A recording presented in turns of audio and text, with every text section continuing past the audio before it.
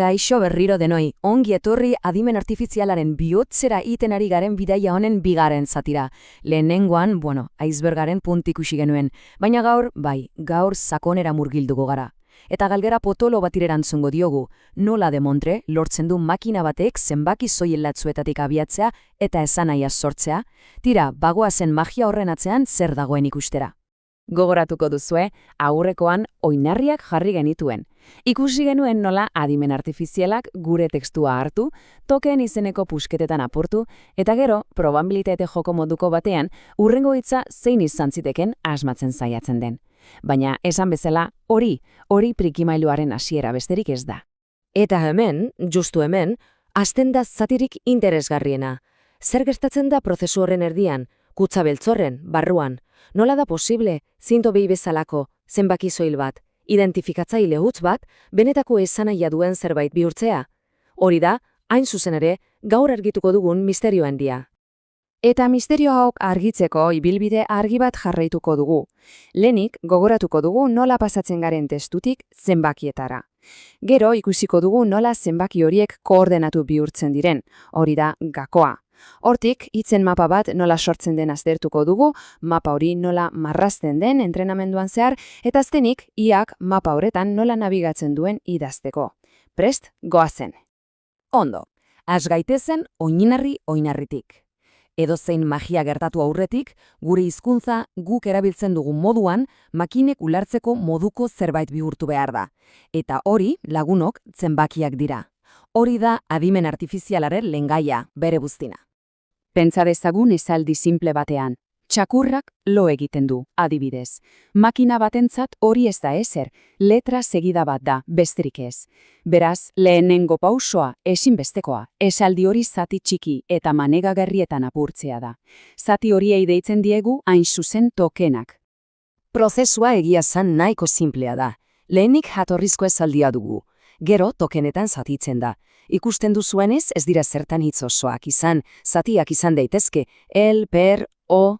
Eta azkenik token bakoitzari zenbaki esklusibo bat ematen zaio, bere nan moduko bat.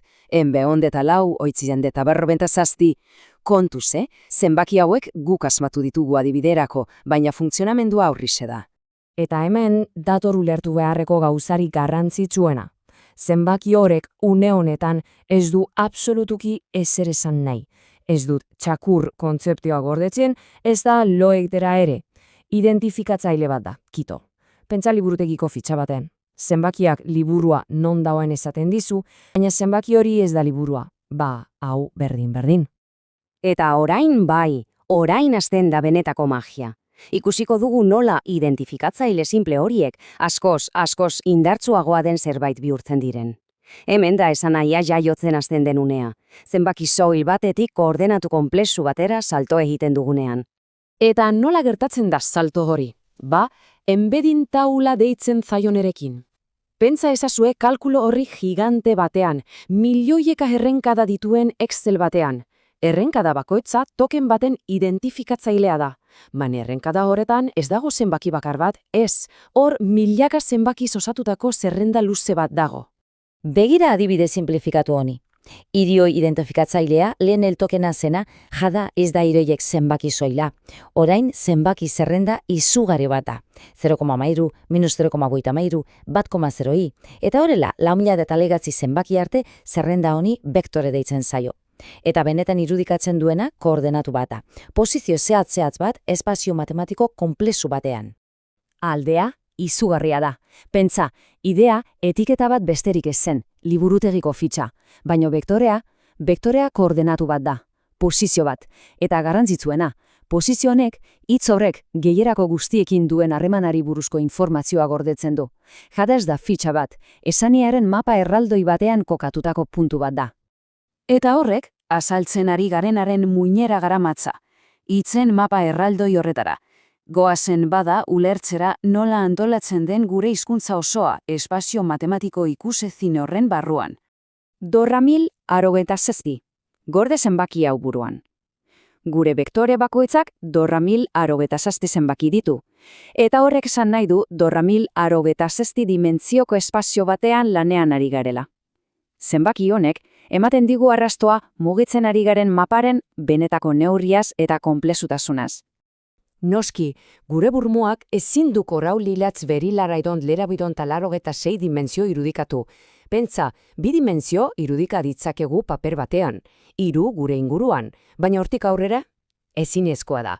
Baina kontua da, eta hau da liluragarriena, naiz eta guk ezin dugun ikusi matematikak primeran funtzionatzen duela. Beraz, pentsa honela. Ezagutzen dugun hitz bakoitza espazio gigante eta multidimensional horretako puntu bakar bat da. Eta hemen dator dena aldatzen duen ideia. Espazio honetan, bi hitzen arteko distantzia fisikoa ez da garrantzitsuena.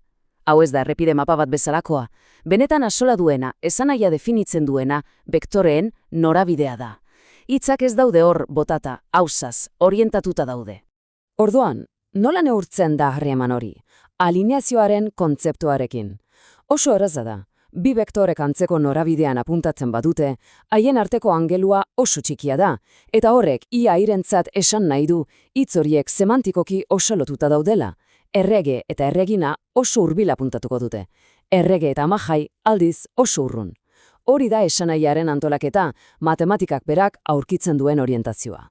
Baina noski, hain ondo antolatutako mapa hau ez dator fabrikatik horrela, ez horixe, hasieran kaos hutsa da, entrenamendu prozesu luze eta neketsu baten bidez sortzen da.